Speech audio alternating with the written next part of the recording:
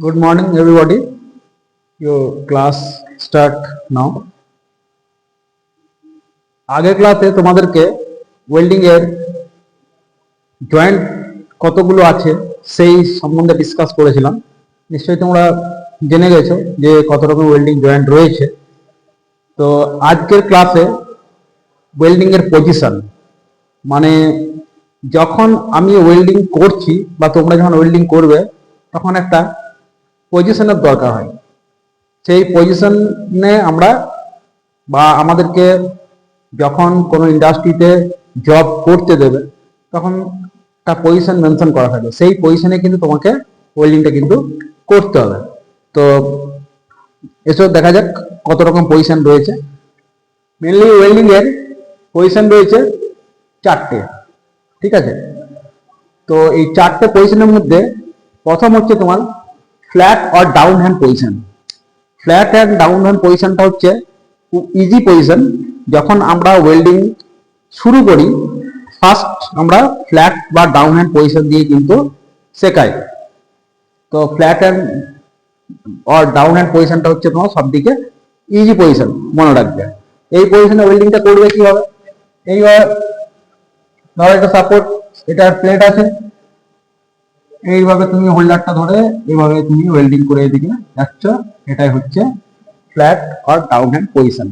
অর্থাৎ এই পজিশনটা হচ্ছে সবথেকে ইজি পজিশন। মনে রাখবে যে ফ্ল্যাট পজিশনের একটা যদি নাম যদি জিজ্ঞাসা করে ফ্ল্যাট পজিশনে অন্য কোনো নাম আছে কি, হ্যাঁ এটা একটা নাম হচ্ছে ডাউন হ্যান্ড পজিশন।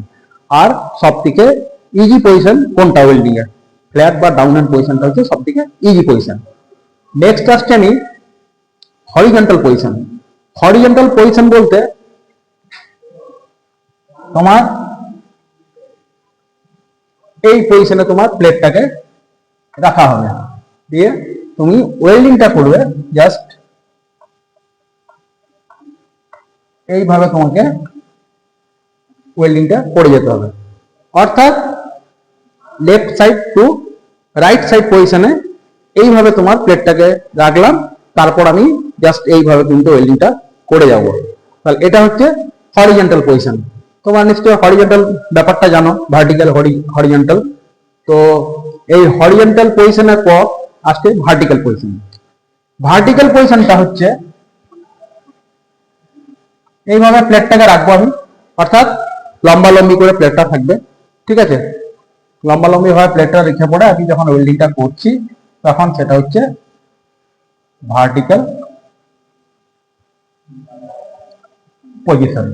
ভার্টিক্যাল পজিশনে যখন আমি ওয়েল্ডিং করব কিভাবে করব, নিচ দিক থেকে করবো না উপর দিক থেকে করবো না। ভার্টিক্যাল পজিশনে ওয়েল্ডিং করার নিয়ম হচ্ছে তোমাকে নিচের দিক থেকে এইভাবে ওয়েল্ডিংটা করে যেতে হবে, এইভাবে নিচ থেকে ওপরের দিকে যাবে। কারণ কি না, আমাদের যে ওয়েল্ড মেটালটা যেখানে তোমার পাচ্ছ সেই ওয়েল্ড মেটালটা যদি আমি ওপর দিক থেকে করে আসি তাহলে নিচের দিকে কিন্তু ওয়েল্ড মেটালটা কিন্তু অলরেডি নেমে যাবে এবং নিচে এসে এক জায়গায় মেটালটা কিন্তু জমা হবে, ডিপোজিট হয়ে যাবে একটা জায়গায়।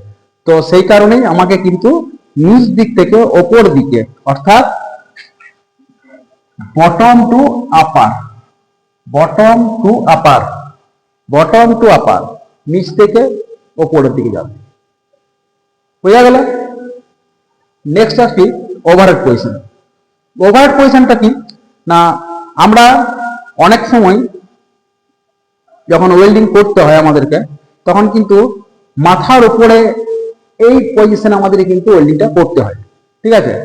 অর্থাৎ আমার এখানে ধরা প্লেটটা আছে, এইভাবে তোমার কিন্তু ওয়েল্ডিংটা করতে হবে।